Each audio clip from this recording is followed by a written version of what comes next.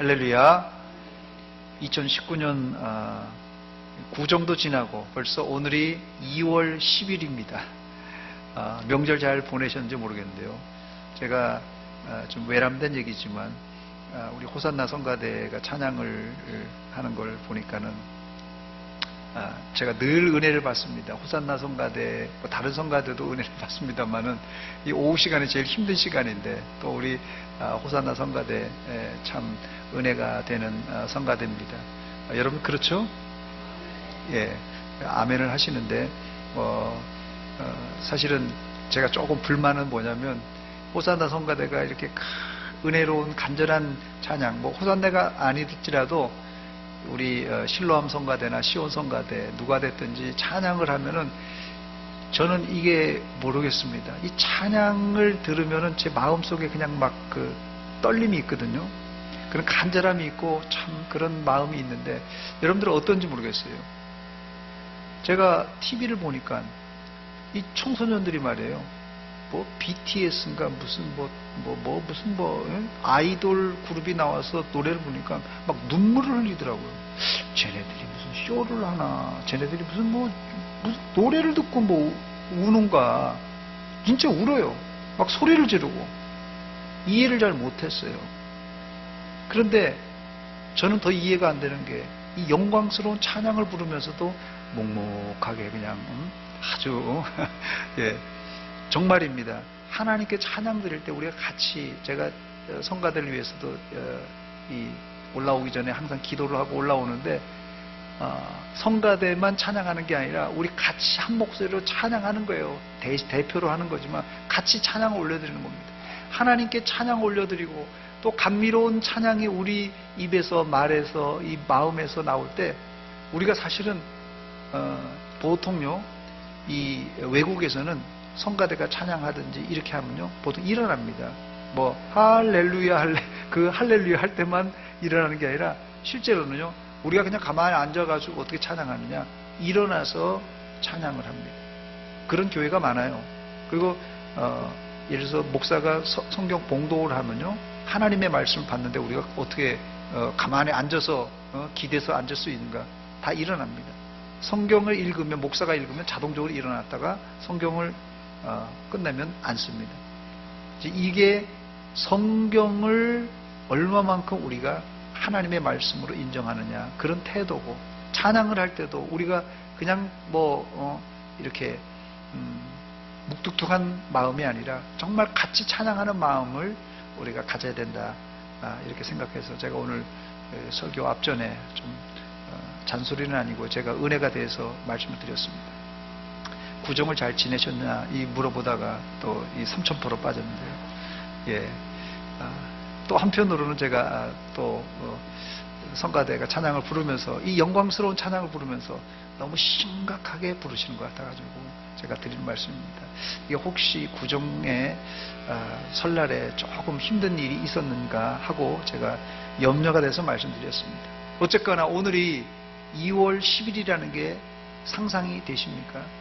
1월 1일이 된 지가 얼마 안 되는데 아직도 저는 2019년인지 지금 제가 시간을 파악을 잘못해서 그런지 이게 2019년 2월 10일이라는 것이 실감이 나냐는 것입니다. 2월달은 짧은 달이라서 어영부영하다가는 그냥 2월달은 그냥 지나가 버립니다. 바로 3월이에요. 눈 깜짝할 사이에 지나는 세월을 우리가 붙들 수는 없습니다. 세월을 어떻게 붙들겠어요? 그러나 우리가 오늘 2019년 표를 삼은 것처럼 열매를 많이 맺으면 하나님의 마음을 흡족하게 기쁘게 할 수 있습니다. 2019년 올 한 해는 꼭 성령의 열매를 많이 맺어서 하나님의 마음을 기쁘게 흡족하게 하는 성도들이 되시기를 주의 이름으로 축원합니다. 이것이 제가 2019년 들어와서 말씀드린 첫 번째 목회 키워드, 열매입니다. 두 번째 키워드가 뭐죠? 소통입니다. 세 번째 키워드가 뭐죠? 선교입니다. 네 번째 키워드, 다음 세대입니다. 두 번째 목회 키워드, 소통이라고 말씀드렸는데 이 소통은 신통, 인통, 심통, 물통, 만사 형통으로 이어진다고 그랬는데, 오늘은 이 서로 교제하고라는 주제로 소통에 대하여서 좀 더 집중해서 살펴보겠습니다. 첫 번째, 이 소통의 출발은 신통, 즉 성령 충만으로 시작합니다.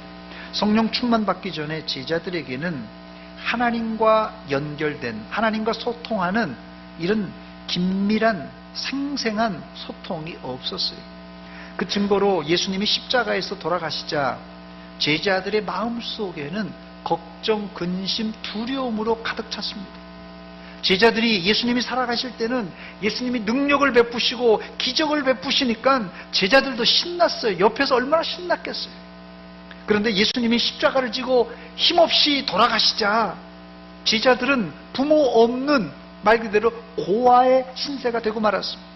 막막합니다. 이때 제자들의 마음속에 두려움이 찾아와서 두려워 떨며 벌벌 떨고 있을 때 부활하신 예수님께서 제자들을 찾아오셨습니다. 그리고 제일 먼저 두려움에 떨고 있는 제자들에게 평안을 선포하시고는 성령을 받으라 이렇게 말씀하셨어요. 요한복음 20장 19절로 22절에 나와 있는 말씀입니다. 이날 곧 안식 후 첫날 저녁 때에 제자들이 유대인들을 두려워하여 모인 곳에 문을 닫았더니 예수께서 오사 가운데 서서 이르시되 너희에게 평강이 있을지어다. 이 말씀을 하시고 손과 옆구리를 보이시니 제자들이 주를 보고 기뻐하더라. 예수께서 또 이르시되 너희에게 평강이 있을지어다. 아버지께서 나를 보내신 것 같이 나도 너희를 보내노라. 이 말씀을 하시고 그들을 향하사 같이 읽습니다. 시작. 숨을 내쉬며 이르시되 성령을 받으라 하셨습니다. 여기 오늘 본문 지금 제가 소개한 이 요한복음 20장 첫 마디에 뭐라고 했냐면요, 안식 후 첫날이라는 말이 나옵니다. 안식 후 첫날. 이 안식 후 첫날이라는 말은 무슨 말입니까? 예수님이 안식일 날 부활하셨어요. 부활하신 날입니다. 더 나아가 이때는 여인들과 제자들을 통하여서 예수님의 부활의 소식을 제자들이 이미 들은 상태예요. 그런데 제자들의 상황은 어땠습니까? 안식 후 첫날 저녁에 제자들이 유대인들을 두려워해서 모인 곳에 문을 꽁꽁꽁 걸어 잠갔다고 말하고 있습니다. 무슨 말입니까? 제자들은 예수님의 부활을 믿지 않고 두려움에 쌓여서 벌벌 떨고 있었습니다. 두려움이 사실은, 제자들의 두려움은 사실은 외부적인 환경 때문에 그래요. 아이고 이거 이러고 있다가 우리도 예수님처럼 붙잡혀서 죽으면 어떻게 하는 것이 이 외부적인 두려움입니다. 그런데 사실상 이 두려움은 전적인 내부적인 요소 때문에 그래요. 이 제자들이 두려워하는 이유가 뭡니까? 믿음이 없어서 그런 거예요. 믿음이 없어서 그런 거예요. 여러분, 믿음이란 것이 무엇입니까? 믿음이란 신뢰예요. 믿음은 신뢰하는 것입니다. 하나님을 신뢰하는 사람은, 즉 하나님과 잘 소통하는 사람은 어떤 상황에 놓여 있을지라도 절대 두려워하지 않습니다. 두려움은 하나님과의 관계에서 무언가 문제가 발생했다는 뜻입니다, 여러분. 그래서 예수님은 부활 후에 제자들의 마음속에 있는 이 두려움의 병을 치유하기 위해서 제일 먼저 뭘 선포했다고요? 평안을 선포하십니다. 너에게 평안이 있을지어다. 그리고는 바로 성령을 받으라 말씀하셨어요. 비록 예수님께서 성령을 받으라 말씀하셨지만 그때까지만 해도 제자들은 성령 충만을 받지 못한 상황입니다. 다행히 제자들은 예수님이 주신 이 평안을 붙들고 간절히 기도했을 때 예수님 승천 이후 며칠 만에요? 열흘 만에, 예수님 승천 이후 열흘 만에 오순절날 성령의 충만을 받습니다. 이것이 예루살렘 교회의 소통의 출발입니다. 한마디로 신통이 이루어진 것입니다. 놀라운 사실은 두려워 벌벌 떨던 제자들이 주님이 주시는 평안과 성령 충만을 체험하게 되자 대제사장들과 서기관들 앞에서 담대하게 복음을 외쳤습니다. 사도행전 2장 36절이 그 말씀입니다. 그런즉 이스라엘 온 집은 확실히 알지니 너희가 십자가에 못 박은 이 예수를 하나님이 주와 그리스도가 되게 하셨느니라 했습니다. 하나님과 소통하는 이 신통의 결과는 첫째는 마음의 평안이 찾아오고 더 나아가서는 성령 충만을 체험합니다. 그것으로 끝나지 않고 위협적인 상황에서도 불구하고 복음을 전하는 역사가 일어났습니다. 그렇습니다. 신통의 결과는 세 가지예요. 마음의 평안, 성령 충만, 복음 전파가 바로 여러분들 안에서도 일어나시길 주의 이름으로 축원합니다. 두 번째 소통은 사람과 사람 사이가 통하는 인통입니다. 마가의 다락방에서 기도하던 120명의 제자들이 오순절날 성령 충만을 받는 이 신통의 역사가 일어나자 곧바로 그들의 입에서는 외국어 방언이 터져 나왔습니다. 이 외국어 방언은 거슬러 올라가서 어디까지요? 바벨탑을 쌓는 역사까지 올라가게 되는데요. 그 바벨탑을 쌓고 있을 때 하나님께서 친히 내려오셔서 그들의 언어를 복잡하게 혼잡하게 만들어서 이제 사람들과 사람들 사이에 언어가 서로 갈라지게 됩니다. 이 인간들의 나누어진 언어를 하나로 통합하는 과정이 바로 이 오순절날 이 외국어 방언이 터지는 회복의 출발입니다. 당시 세계 각지에서 찾아온 디아스포라 유대인들은 유대인임에도 불구하고 히브리 말을 할 수 없는 완전 외국 사람들이었어요. 그런데 성령 충만한 사도들의 입에서 방언이 터지자 이들은 자기가 난 곳 방언으로 외국어로 듣는 언어의 소통이 일어났습니다. 즉 인통은 첫째 말이 통하는 것입니다. 인통은 뭐예요? 말이 안 통하면 얼마나 답답합니까?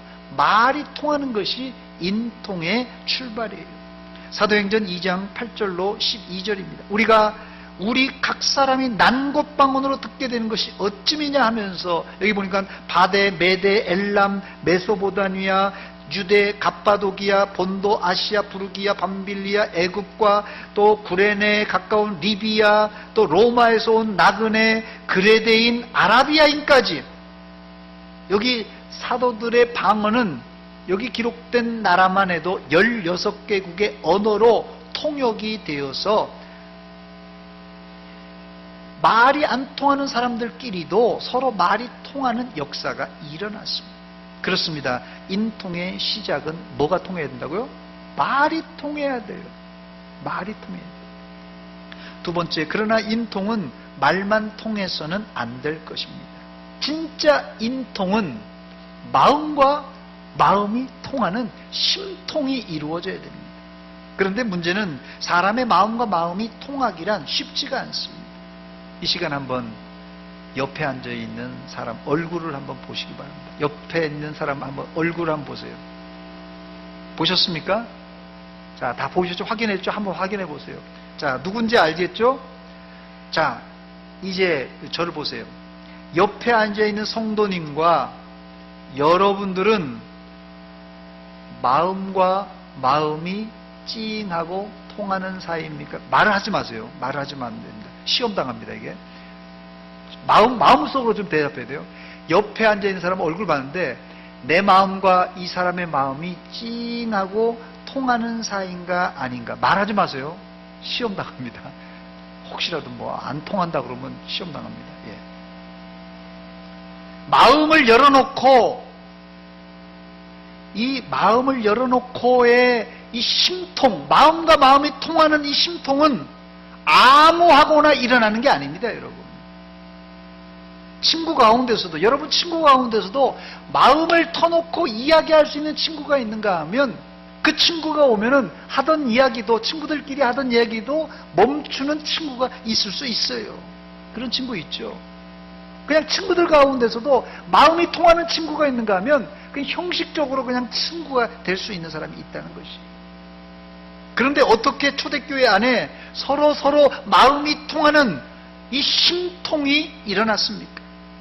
본문 42절입니다. 그들이 사도의 가르침을 받아 서로 교제하고 떡을 떼며 오로지 기도하기를 힘쓰니라 그랬어요. 이 장면이요, 이 42절의 장면이 얼마나 아름다운 장면인지 몰라요. 서로 알지 못하던 사이였어요. 뭐 16개국 나라니까요. 지금만 해도 지금 뭐 비행기 타고도 한참 멀리 떨어진 나라예요. 아프리카에서도 왔습니다. 그 다음에 저 아시아, 이란, 뭐 이라크, 이란 저쪽에서도 오고요. 로마에서도 오고요. 당시만 해도 그냥 뭐 엄청난 곳에서 온 거예요. 그러니 말이 다르죠. 지금도 다른데 뭐 당시는 더 말할 것도 없죠. 근데 이 사람들이 어떻게 한 자리에 모여서 이런 아름다운 교통과 교제와 마음과 마음이 통할 수 있냐는 것이에요. 이게 기적입니다. 이게 기적이에요. 어떻게 그런데 이게 가능한 것입니까? 이 전제는 앞서 말씀드린 신통, 즉 성령 충만의 역사가 일어날 때 이런 마음과 마음이 통하게 되었다는 것이에요. 만약 신통의 역사, 성령 충만 받지 못한 상태에서 끼리끼리 뭉쳐 교제한다면 아마 이 모임은 금방 와해되고 싸우고 난리가 아니었을 것입니다. 과거 이승만 대통령께서 하신 말씀, 뭉치면 살고 흩어지면 죽는다. 제가 어릴 적에도 많이 들었던 건데 우리 어른들은 아마 다 기억하실 거예요. 뭉치면 살고 흩어지면 죽는다. 이 우리나라 건국하면서 6.25 때 또 하면서 이 얘기 많이 회자가 되었던 이야기입니다. 그때는 그 말이 맞았는지 모르지만 요새는 그게 잘 안 통합니다. 이제는 흩어지면 살고 뭉치면 죽는다는 말이 나오고 있어요. 작년에 출간된 책 중에 이런 제목이 있습니다. 남과 북 뭉치면 죽는다. 진짜예요. 작년에 서울대 출판사에서 나온 책입니다. 남과 북 뭉치면 죽는다. 이 책이에요. 준비 안 된 두 집단끼리 준비가 안 되는데 무조건 그냥 통일을 하라고 한다면, 준비가 안 된 남자 여자, 준비가 안 된 신랑 신부가 무조건 그냥 합쳐버리면 오히려 분쟁과 3차 대전이 일어날 수 있는 것입니다. 여러분 집안에는 3차 대전이 없는지 모르겠어요. 그래서 뭉쳐서 하나가 되는 것도 중요하지만 하나가 되기 전에 먼저 갈등의 요소를 제거해야 그리고 뭉치란 소리입니다. 이 제거해야 될 요소가 바로 우리 인간 마음속 깊숙이 숨어있는 죄입니다. 죄. 즉 심통의 역사는 말씀을 듣고 위로는 하나님께, 옆으로는 사람들과의 관계 속에서 발생한 모든 잘못, 이 죄를 회개할 때 바로 그때 인통의 핵심인 심통이 일어나는 것입니다. 심통은 함부로 일어나는 게 아니에요. 이 사람과 사람 가운데도 꺼림칙한 죄가 있으면 절대 마음과 마음을 통할 수가 없습니다. 하나님과 우리 사이에서도 죄가 끼어 있으면 절대 신통이 일어나지 못해요. 하나님과 통하는 신통과 사람들끼리 만나는 이 심통은 죄가 거기 끼어 있으면 절대 일어나지 않는다는 말이에요. 사도행전 2장 37절로 38절입니다.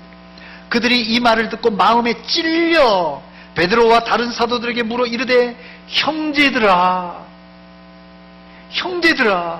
우리가 어찌할꼬 마음을 치면서 말씀을 듣고 나니까 내가 예수님을 죽였구나, 내가 예수님을 죽였다고 하는 형제여 우리가 어찌할꼬, 이런 통회하고 자복하는 역사가 일어났습니다. 그렇습니다. 예루살렘 초대교회는 신통, 성령 충만을 받고 전도하러 나갔을 때 말씀을 들은 사람들이 이제 다른 나라 16개나 나라에서 왔지만 말이 통하면서 그들 속에 있는 죄를 통해 자복하는 역사가 일어났고, 결국 이런 회개는 하나님과 소통하고 사람들과도 소통하는 심통으로 이어졌던 것입니다. 본문 42절 다시 읽습니다. 그들이 사도의 가르침을 받아 서로 교제하고 떡을 떼며 오로지 기도하기를 힘쓰니라. 여기 기록되어 있는 이 교제라는 단어는 헬라어로 코이노니아라는 단어입니다. 많이 들어본 단어죠. 코이노니아.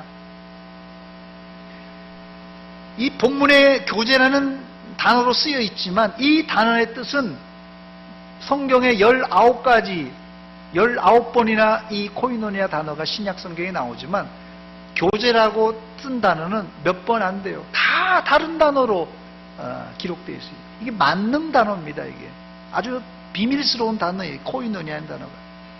이 단어의 뜻이 상당히 광범위하다는 뜻입니다. 즉 이 코이노니아는 오늘 제가 말씀드리고 있는 신통, 인통, 심통, 물통, 만사형통 그리고 교회 부흥까지를 다 포함하는 넓은 뜻을 가진 단어입니다. 그렇습니다. 이 코이노니아 교제라는 단어는 위로는 하나님과의 신통하는 이 성령 충만의 출발이고 수평적으로는 사람들과 사람들의 마음이 통하는 심통의 핵심이 되고 더 나아가서는 물건을 서로 나누는 물통의 기적을 이루는 아주 중요한 단어입니다. 세 번째, 이 코이노니아를 통한 물통의 역사가 일어났습니다. 본문 44절 45절입니다. 제가 44절을 읽을 테니까 45절을 읽으시기 바랍니다. 믿는 사람이 다 함께 있어 모든 물건을 서로 통용하고 각 사람의 필요를 따라 나눠주며. 아멘. 자, 다시 제가 읽습니다. 믿는 사람이 다 함께 있어. 자, 믿는 사람이 다 함께 모였어요. 모든 물건을, 각자 소유한 물건 있잖아요. 모든 물건을 어떻게 했다고요? 서로 통용하고. 통용하는 게 뭡니까? 이 통용이란 단어도 이 코이노니아입니다. 통용이란. 약간 교제라고 썼는데 이게 이 코이노니아가 이 통용이란 말을 써요. 또 재산과 소유를 파다. 잘 들으세요. 재산과 소유를 파다. 사람들이 함께 모였는데 물건을 서로 통용할 뿐 아니라 자기 재산과 소유를 팔아 각 사람에게 나눠주고 있어요. 자, 잘 들으세요. 저는 이 말씀을 설교를 준비하면서 고민을 많이 했어요. 조심스럽게 우리 교회에 은혜를 받으면 44절, 45절의 역사가 일어날까 생각해 보았습니다. 제가 다시 읽습니다. 여러분 한번 들어보시기 바랍니다. 여러분 한번 판단해 보세요. 우리 교회에 은혜 받으면 이런 역사가 일어날까? 믿는 사람이 다 함께 있어 모든 물건을 서로 통용하고 또 재산과 소유를 팔아 각 사람의 필요를 따라 나누어 주며. 여러분 판단은 어떻습니까? 이런 역사가 우리 교회 안에 일어날 수 있을지 없을지. 자, 있다 1번, 불가능하다 2번, 있다 1번, 불가능하다 2번, 1, 2번 중에 몇 번입니까? 예, 1번이 있네요. 예, 1번. 진짜입니까? 저를 가르쳤던 목사님이 찬송을 부르시고는 외상 찬송하지 맙시다. 외상 아멘하지 맙시다. 사실 이 성경 구절 때문에 교회가 공산주의를 낳았다는 욕을 얻어먹기도 했습니다. 그러나 이렇게 말하는 사람들은 껍데기만 보았지 실제를 모르는 사람입니다. 왜냐하면 이 내용이 성경에 있다고 모든 사람들이 다 이렇게 행하라고 하지는 않았습니다. 이 당시 이렇게 할 수밖에 없었던, 잘 들으세요, 상황이 중요한데 당시 예루살렘 교회 안에는 이렇게 물건을 통용할 수밖에 없었던, 심지어 자기의 재산도 팔 수밖에 없었던 상황이었다는 거예요. 상황이 중요합니다. 사도행전 2장에 보면 베드로의 설교를 듣고 회개하고 교회 공동체 안에 한꺼번에 몇천 명이 들어오죠? 3,000명이 회개하고 들어옵니다. 당시 예루살렘 교회는 3,000명을 한꺼번에 수용할 이 예배당도 없었습니다. 그러니 당연히 어디에서요? 제일 넓은 곳이 성전입니다. 성전 뜰이나 성전에 모이고 그 외에는 흩어져 가지고 각 가정이 3,000명이요. 각 가정별로 이렇게 모였습니다. 그런데 앞서 말씀드린 대로 이들 대부분이 16개 나라에서 온 디아스포라, 즉 흩어진 유대인들이었어요. 즉 외국에서 이들이 이제 살다가 오순절날이라고 하나님, 내 아버지의 고향, 할아버지의 고향인 이 이스라엘의 성전에 가서 제사 드리는 것이 내 평생 소원이에요. 자, 그래서 이들이 멀리 아라비아에 살다가 또 아프리카에 살다가 로마에 살다가 그래도 내 할아버지, 내 증조 할아버지, 내 고조 할아버지가 살았던 어디요? 예루살렘. 예루살렘 어디요? 성전에 가서 제사 드리는 것이 내 평생 소원이에요. 그래서 이들이 지금 각자 16개 나라에서 보따리를 싸고, 옛날엔 개나리 보찜 아니겠어요? 수레를 끌고 왔는지 모르지만 다 개나리 보찜 싸가지고 올라온 것입니다. 하루 이틀, 한 달, 두 달까지는 괜찮았을지 모르지만 시간이 지나면서 상황이 달라졌습니다. 이들이 3개월, 6개월, 1년이 지나자 이제 본국에서 가져왔던 돈들이나 재산을 다 소진하고 말았습니다. 결국 이들은 굶어 죽게 생겼습니다. 과거 2000년 전에 전화해가지고 야, 내 통장으로 돈 좀 보내라 이렇게 할 수도 없는 상황 아니겠습니까?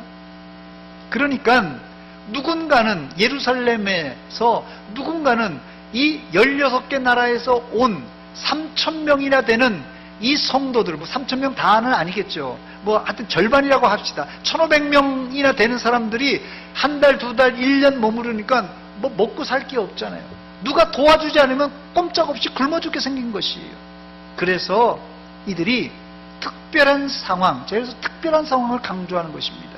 이런 특별한 상황이었기 때문에 이들이 내 재산도 팔고 내 물건도 통용을 하는 역사가 일어났던 것입니다. 한마디로 얘기하자면 요즘 같으면 그냥 갑자기 난민들이 들여닥친 거예요. 그래서 자기 물건을 내놓고 재산도 내놓았던 것입니다. 이런 상황을 이해해야지 이 구절이 무슨 공산주의를 지지한다는 둥 아니면 이단 공동체에 이걸 잘못 쓰면 이단 공동체에 빠질 수도 있습니다. 자, 네 번째, 그렇다면 이 본문을 오늘날 우리 교회와 우리 구역에서는 어떻게 적용하면 좋을까요? 다시 본문 46절을 제가 읽습니다. 우리 같이 한 목소리 읽어보겠습니다. 46절 시작. 날마다 마음을 같이하여 성전에 모이기를 힘쓰고 집에서 떡을 떼며 기쁨과 순전한 마음으로 음식을 먹고. 아멘. 앞서 제가 사도행전 2장의 특수한 사정을 지금 말씀드렸으니까 요 구절을 좀 그 상황에 맞춰서 이해하시면 쉽게 이해가 될 것입니다. 이런 특별한 상황이 아니라면 지금은 재산을 공유하지 않습니다. 그러나 본문의 정신은 우리가 얼마든지 본받을 수가 있습니다. 즉 지금도 초대교인들처럼 어떻게 해요? 날마다 성전에 모이게 힘쓰고 예배드리는데 힘써야 돼요. 이거는 재산을 공유하지 않을지라도 우리가 모이는 데는 힘써서 모여서 예배드리는 일은 우리가 전심을 다하라는 말입니다. 또한 적용할 수 있는 것은 집에서 떡을 떼며 가정에서 음식을 나누었다 그러는데 구역 식구들이 우리 구역 모임할 때 서로 음식도 나누고 떡을 떼면서 교제하고 교통할 수 있습니다. 이런 교회, 이런 구역이 있는 교회는 지금도 얼마든지 부흥 발전할 수 있습니다. 이렇게 될 때 우리 교회가 꿈꾸고 있는 이 작은 천국과 같은 교회, 또 하나님의 기쁨의 동산, 작은 천국과 같은 그런 교회를 이룰 수 있다는 것입니다. 이게 아닌데 우리가 사도행전 2장에 논도 팔고 집도 팔고 재산도 다 공유했으니 무조건 팔아서 우리도 함께 같이 살자 하면 백발백중 실패하고 말 것입니다. 교회 2000년 역사 이래 이때 외에 특별한 경우를 제외하고는, 특별한 경우 이런 경우 있었습니다만 특별한 경우를 제외하고는 성도들이 이런 공동생활을 한 적은 단 한 번도 없습니다. 이 구절에 의거해서 교회 역사 이래 수많은 공동체가 사실은 생겨났어요. 물론 지금도 생존하는 공동체가 외국에는 몇몇 공동체가, 특수한 공동체가 있습니다만은 거의 다가 이 구절을 근거해서 생겨났던 공동체들은 거의 다 실패했습니다. 그 실패의 원인 중 하나가 대부분이 이단으로 빠지는 경우가 많았어요. 처음에 시작할 때는 우리가 같이 재산을 공유하고 서로 함께 살자라는 좋은 취지로 생각했지만 가다 보니까 2단, 3단으로 빠지고 혹은 그 주동자가, 교주가 재산을 다 자기한테로 빼돌리는 그런 경우가 생겨서 공동체가 대부분 와해됐습니다. 우리나라도 60년대, 70년대 한참 일어났던 신앙촌이 그 대표적인 케이스입니다.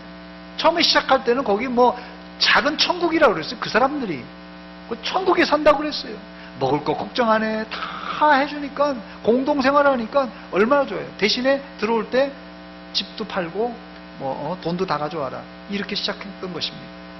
그러므로 이 초대교회에 있었던 물건을 통용했던 코이노니아를 현대에 그대로 적용하는 것은 약간 무리수가 있다는 것입니다. 물론 우리가 특별한 예일 경우에는 이렇게 우리가 재산도 팔 수 있는 그런 사람이 돼야 돼요. 왜냐하면 이런 난민들이 발생할 수도 있고 특별한 상황에 놓일 수 있기 때문에 그렇습니다. 그리고 일반적이진 않다는 것을 말씀드립니다. 자, 5번째 끝으로 신통, 인통, 물통의 결과를 알아보고 말씀을 맺습니다. 신통, 인통, 물통의 결과가 무엇입니까?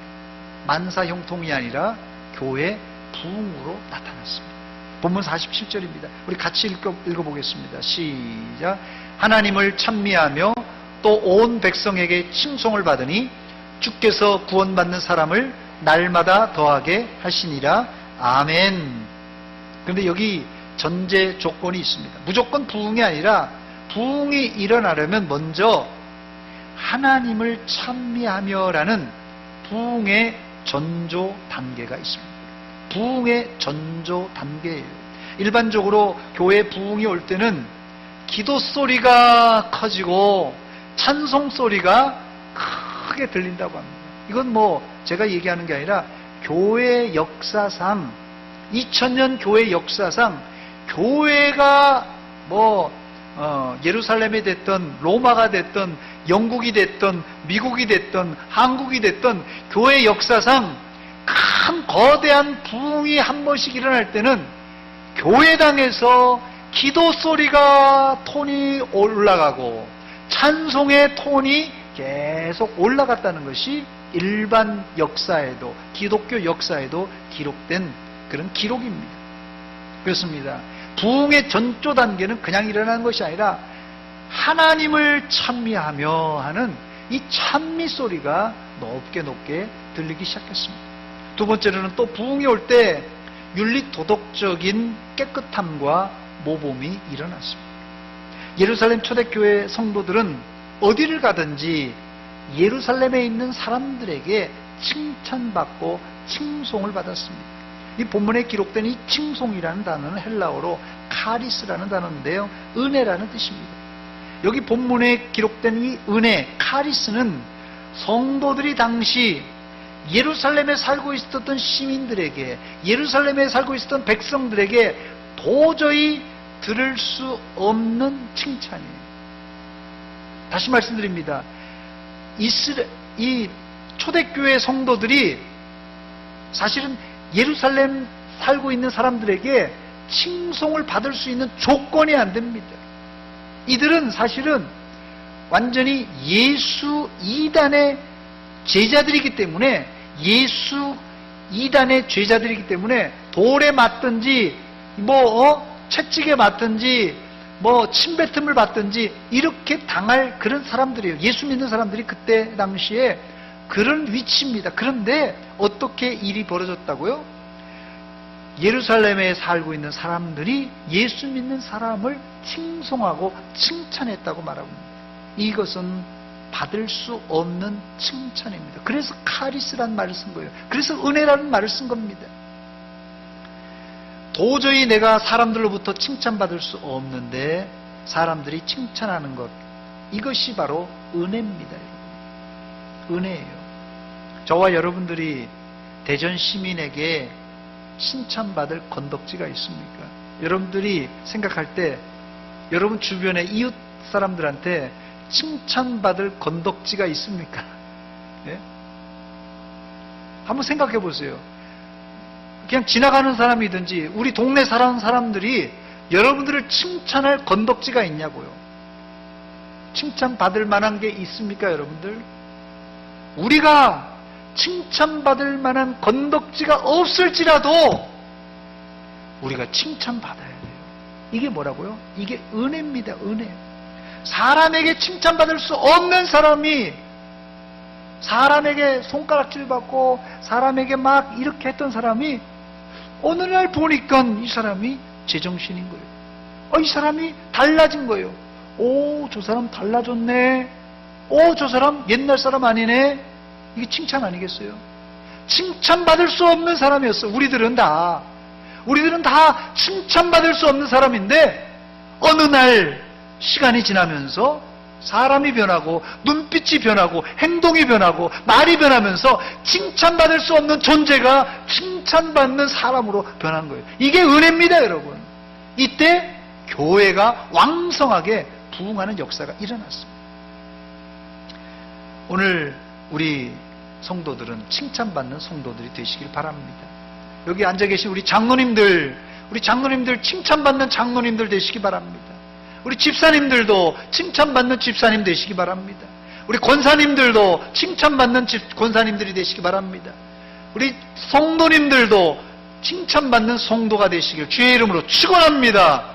저도 욕먹지 않는 목사가 되길 위해서 노력하겠습니다. 칭찬받는 목사가 되길 위해서 노력하겠습니다. 그런데 부흥이 뭐라고 본문은 말합니까? 부흥이 뭐라고요? 칭찬받는 것으로 되는 게 아니라 47절 하반절에 보니까 주께서 구원받는 사람을 날마다 더하게 하시니라 그랬어요.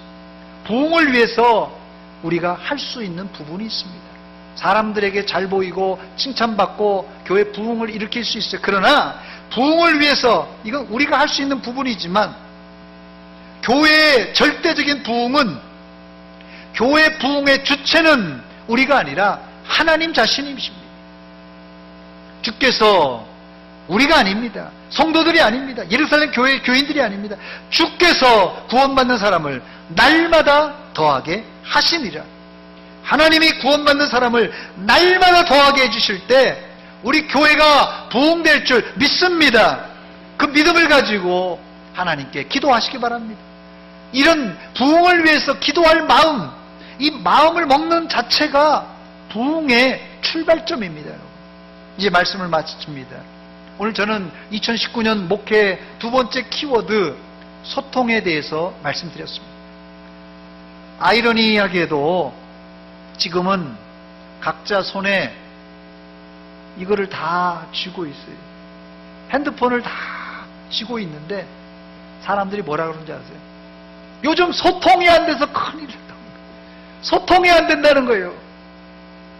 버튼만 누르면은 누구와도 소통할 수 있는데 소통이 안 된다는 것이에요. 왜 그럴까요, 여러분?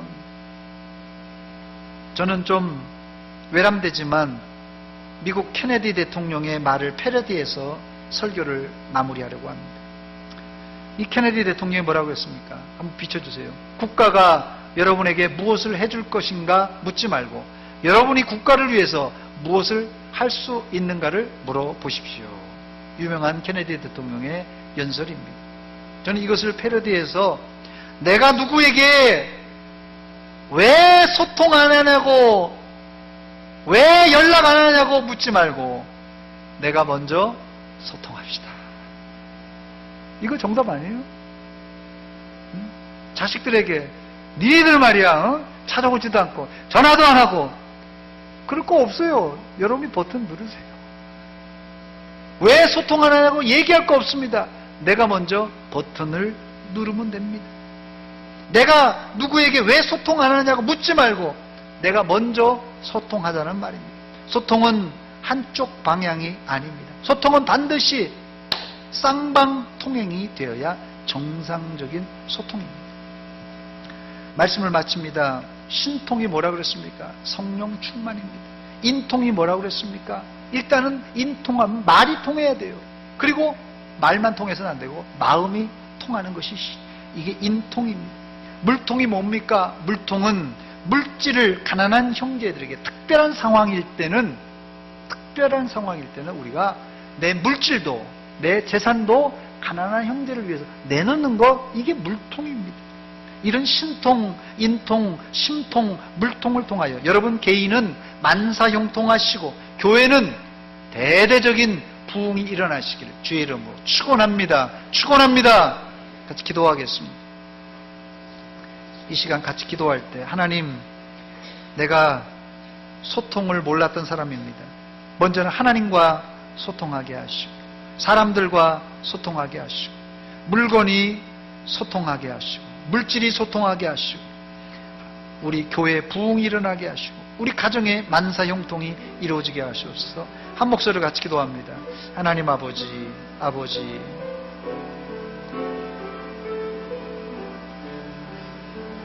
아버지, 아버지, 하나님, 우리 안에 소통이 부족했습니다.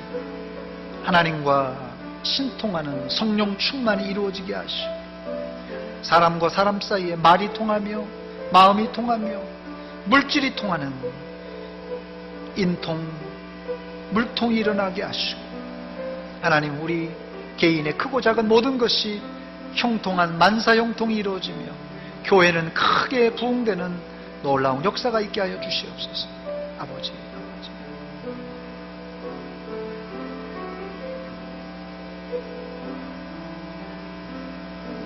하나님 아버지, 은혜와 사랑 감사드립니다. 오늘 2019년 두 번째 목회 키워드 소통에 대해서 살펴보았습니다. 하나님, 먼저는 우리가 하나님과 신통하는 성령 충만한 성도가 되게 하여 주시옵소서. 둘째는 우리가 사람과 사람 사이에 말이 통하며 마음이 통하는 인통하는 성도가 되게 하여 주시옵소서. 그 다음에 우리의 마음을 열어 지갑을 열어서 물건이 통용되는 물통의 역사가 일어나며 우리 가정에 만사형통이 일어나고 교회가 크게 부흥되는 놀라운 역사가 있게 하여 주시옵소서. 예수님의 이름으로 기도하옵나이다. 아멘. 찬송가 221장입니다.